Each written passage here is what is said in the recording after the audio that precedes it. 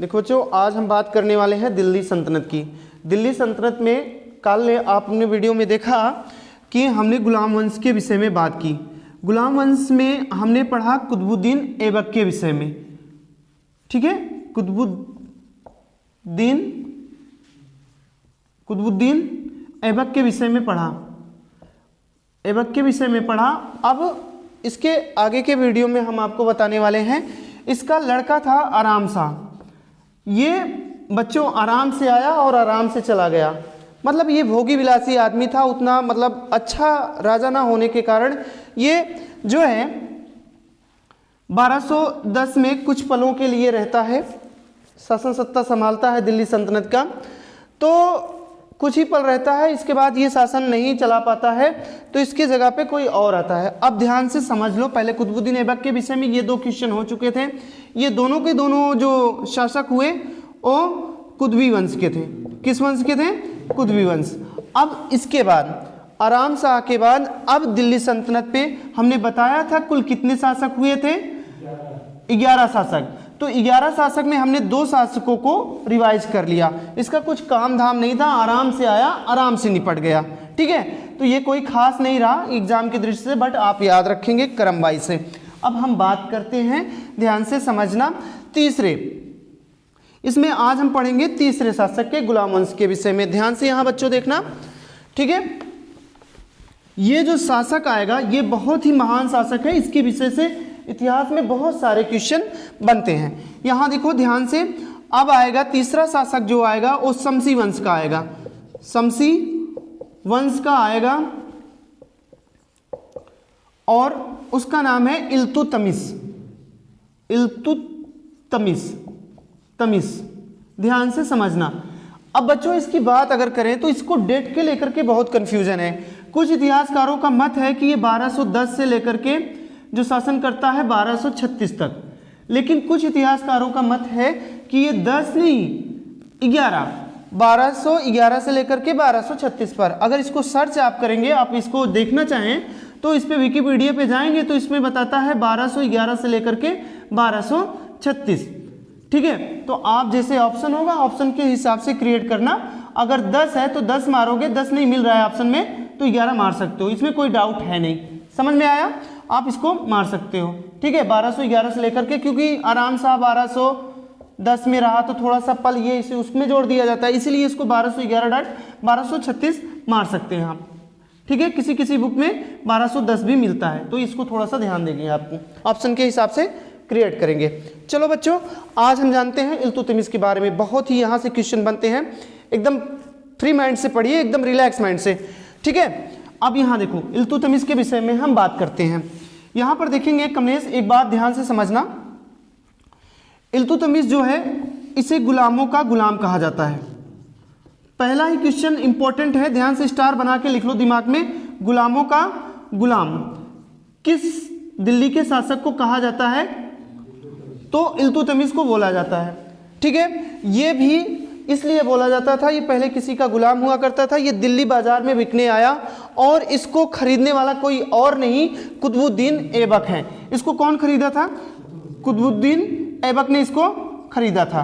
तो समझ में आया, कुतुबुद्दीन ऐबक ने खरीदा।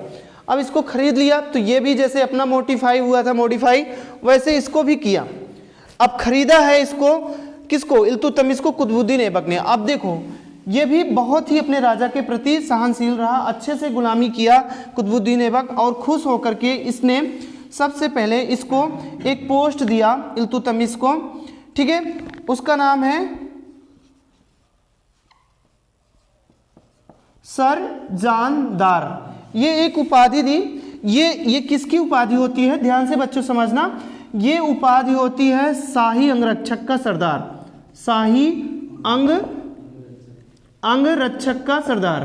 ध्यान से समझो बच्चों, जो शाही अंगरक्षक हुआ करते थे, शाही मतलब राजा का फैमिली, जो राजा का फैमिली होता है उसे बोला जाता है शाही। शाही अंगरक्षक का सरदार नियुक्त कर दिया कुतुबुद्दीन ऐबक ने इल्तुतमिश को, ठीक है। और एक और पोस्ट दिया इसको आमीर ए शिकार, अमीर ए शिकार। ये दोनों उपाधियां देने वाला कुतुबुद्दीन ऐबक है इल्तुतमिश को। अरे भैया इसलिए दे रहा था कि इसको अपने भविष्य नजर आ रहा था कि बंदा बहुत अच्छा है, ये राज को अच्छा संभालेगा। और खास बात यह है कि ये इसलिए पोस्ट दे रहा था क्योंकि अपनी बेटी को इससे शादी करवाना था इसको, इसलिए इतने बड़े बड़े पोस्ट दे रहा था। तो यहाँ पर याद रखेंगे 2 पोस्ट दिया कुतुबुद्दीन ऐबक ने इल्तुतमिश को, और अपनी बेटी का शादी भी करवाया। तो यानी समझ में आ जाना चाहिए कि जो कुतुबुद्दीन ऐबक था और इल्तुतमिश का रिश्ता, ये दोनों का दामाद का रिश्ता हुआ कि नहीं, मतलब कुतुबुद्दीन ऐबक जो इल्तुतमिश कुतुबुद्दीन ऐबक का दामाद लगता था। तो यानी अपनी बेटी का भी शादी करवाया है। वह कौन सा शासक था जिसने अपने शादी इल्तुतमिश से करवाया? तो कुतुबुद्दीन ऐबक ने अपनी बेटी की शादी भी करवाया था इल्तुतमिश से। आगे देखो, आगे चलते हैं तो थोड़ा सा यहाँ पर पिन करेंगे, आगे ध्यान से देखें। यहाँ देखिए ध्यान से बच्चों, इल्तुतमिश के विषय में, जैसे ही गद्दी पर ये बैठता है, ध्यान से समझना, जैसे ही ये गद्दी पे बैठता है ये बहुत सारे परिवर्तन ला देता है और एक दल इकट्ठा करता है, 40 दल, 40 हनुमान चालीसा मत पढ़ लेना, 40 दल, ठीक है, 40 दल। इसमें 40 इसके विश्वसनीय गुलाम हुआ करते थे। तो 40 दल की स्थापना किसने किया है? तो इल्तुतमिश ने किया है, ठीक है। इल्तुतमिश ने 40 दल का स्थापना किया। तो ठीक है, इसमें इसके 40 विश्वासीय गुलाम हुआ करते थे। इसी से समझ लो इसका मंत्रिमंडल था, इसका कैबिनेट मंत्रालय था, ठीक है। इतना एक क्वेश्चन ये बच्चों। आगे देखते हैं इल्तुतमिश ने और क्या किया। उसके बाद इल्तुतमिश ने इक्ता प्रथा का प्रचलन करवाया। इक्ता प्रथा क्या होता है और इक्तादारी क्या होता है? इक्तादार देखो, इक्ता प्रथा ये होती है जहाँ वो सैनिक होते थे, उनके सैनिकों को नगद वेतन के बजाय उन्हें भूमि दिया जाता था, ठीक है, उनको जमीन दे दिया जाता था जो उनके सैनिक लोग होते थे। और उच्च पद और लेने वाले को क्या बोला जाता है? इक्तादारी। और इक्ता प्रथा था जमीन को देने की बात रखी गई। तो इक्ता प्रथा किसने शुरू किया? तो आप बताएंगे इल्तुतमिश ने इसको शुरू किया। बिल्कुल ध्यान से इसको समझे। और जमीन लेने वाले को, जो जमीन लेते थे सैनिक, उसे बोला जाता था इक्तादार। आगे देखिए अगला पॉइंट से इसने टकसाल खुलवाए। टकसाल मतलब समझते हो? टकसाल मतलब होता है जहां पर मुद्रा ढलैया होती है, यानी पैसे की ढलैया की जाती है। तो इसने टकसाल खुलवाए थे, ठीक है। टकसाल में इन्होंने 2 तरह से मुद्रा छापने की कोशिश की, बनाई। एक चांदी की मुद्रा, चांदी की, और एक तांबे की। बच्चों ध्यान से, बहुत यही सब क्वेश्चन हैं आपके एकदम पिन पॉइंट के। चांदी की मुद्रा जो छपता था उसे बोला जाता था टका, ठीक है। और जो तांबे की मुद्रा थी उसे बोला जाता था जीतल। याद रखेंगे, इस दोनों चीज को बहुत इंपॉर्टेंट बार पूछा गया है। चांदी और तांबे का जो सिक्का जारी किया था वो कौन जारी किया था? तो ये किया गया था इल्तुतमिश के समय में। और नाम क्या दिया गया? चांदी वाले सिक्कों को टका बोला गया और तांबे वाले सिक्के को जीतल बोला गया। और इसमें जैसे आज हमारे नोटों में देखा जाता है आरबीआई के विषय में कि ये आरबीआई का बना है, इसमें उसमें पूरा नाम रहता है, उसी तरह से उस समय भी इल्तुतमिश ने टकसाल पर चिन्ह और नाम लिखवाना शुरू किया, चिन्ह और नाम अंकित करवाना शुरू कर दिया, ठीक है बच्चों। तो टकसालों का नाम और अंकित चिन्ह करवाने का श्रेय इल्तुतमिश जी को जाता है, ठीक है। आगे चले थोड़ा सा। तो इसमें ये जो मुद्रा बनाता था तो उसमें किसकी मतलब मूर्ति का चित्रण हुआ करता था। तो ध्यान से समझेंगे, शिव भगवान की सवारी क्या होती है बच्चों? नंदी बैल जो इसके मुद्रा में था, उस मुद्रा में इसने नंदी बैल को छापा। और एक चौहान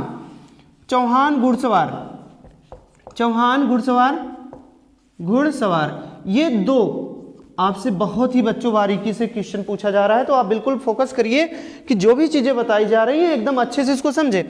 एक जो इन्होंने अपने मुद्रा पे क्या छपवाया था? शिव भगवान का नंदी बैल और चौहान का घुड़सवार, पृथ्वीराज चौहान के विषय में, दोनों का इसके मुद्राओं में चित्र छपा होता था। बिल्कुल ध्यान से समझ लेंगे इस चीज को।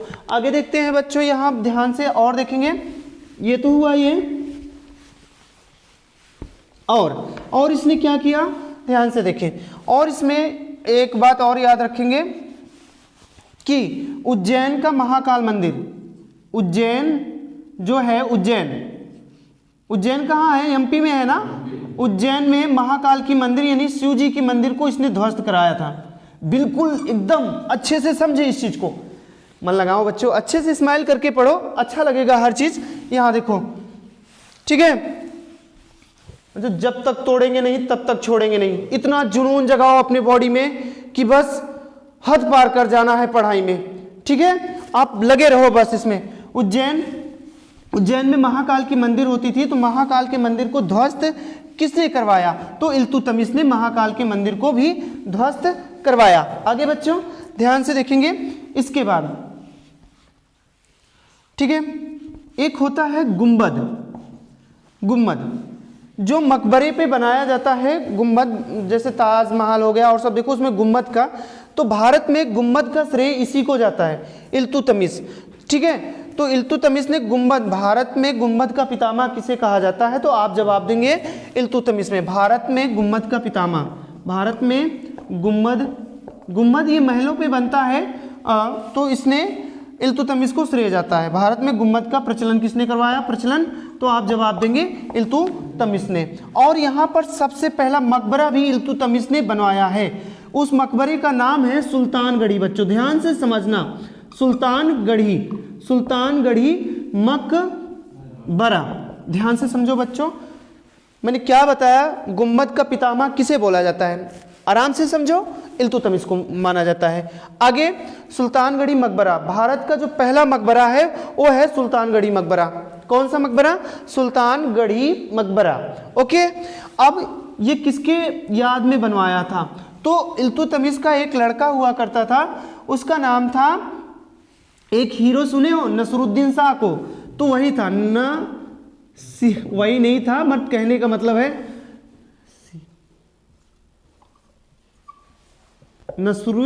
नसीरुद्दीन महमूद अपने बेटे के उपलक्ष्य में, ये मर गया था इसका बेटा, इसके, अच्छा एक चीज हमेशा कंफ्यूजन रहती है बच्चों को कि मस्जिद और मकबरा में क्या अंतर रहता है। मस्जिद जहाँ मुस्लिम समाज के लोग नमाज अदा करते हैं, और मकबरा जैसे कोई मर जाता है तो उसकी कब्र पे बनाया जाता है, तो समझ लेना बच्चों, ठीक है। तो ये मकबरा सबसे पहले बनाया, भारत का पहला मकबरा है सुल्तानगढ़ी, जो इल्तुतमिश के अपने बेटे के मर जाने पर वहां पर बनवाया था। कौन मरा था, इसका लड़के का क्या नाम है, नसरुद्दीन महमूद, हीरो तो याद है ना नसरुद्दीन, उसके विषय में, ठीक है। आगे चलते हैं, इतना हो गया क्वेश्चन यहाँ से कहानी। और ये 1236 में इल्तुतमिश की मृत्यु हो जाती है। कब मरता है, 1236। और इसकी अंतिम इच्छा थी इल्तुतमिश की कि मेरी एक इसकी लड़की थी रजिया सुल्तान, इसकी इच्छा थी कि मेरी बेटी जो है मेरे मरने के बाद मेरे के गद्दी पर बैठे, बट वो गद्दी पर नहीं बैठ पाए। तो बच्चों धन्यवाद, इतना ही आज के लिए।